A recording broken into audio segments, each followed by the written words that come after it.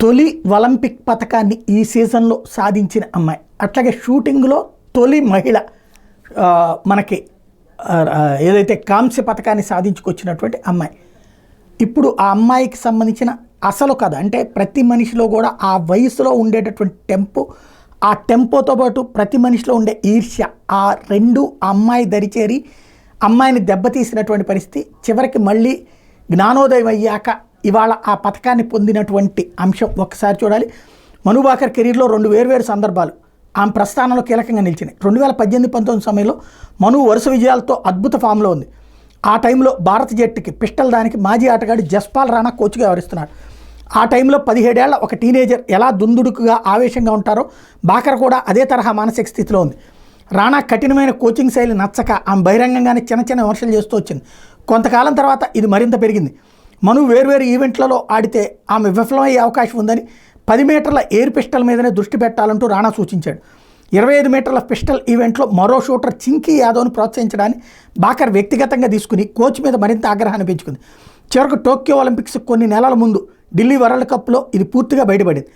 10 మీటర్ల ఈవెంట్లో చింకీ స్వర్ణం గెలుపొందితే మను కాంశానికి పరిమితమైంది. దాంతో మను ఆనందం దక్కింది కదా, మీ ఆహానికి అభినందనలు అంటూ ఒక కామెంట్ చేసుకొచ్చింది.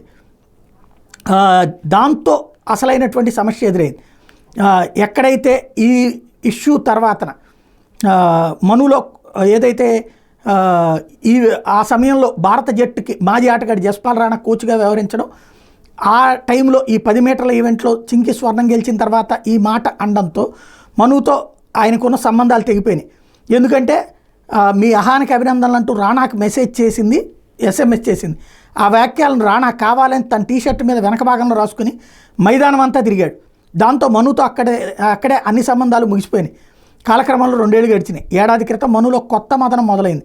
తాను ఒలింపిక్ పథకం గెలవాలంటే సరైన దారిలో మళ్ళీ సరైన కోచ్ని ఎంచుకోవడం ముఖ్యమనిపించింది. దాంతో ఎంతో మదనం తర్వాత రాణాకు సార్ నాకు మీరు మళ్ళీ కోచింగ్ ఇస్తారని మెసేజ్ పెట్టింది. ఓ పెద్దన్న తరహాలో రాణా కూడా స్పందించాడు. గత అనుభవాన్ని మనసులోంచి తీసేసి శిక్షణ ఇచ్చేందుకు సిద్ధమయ్యాడు.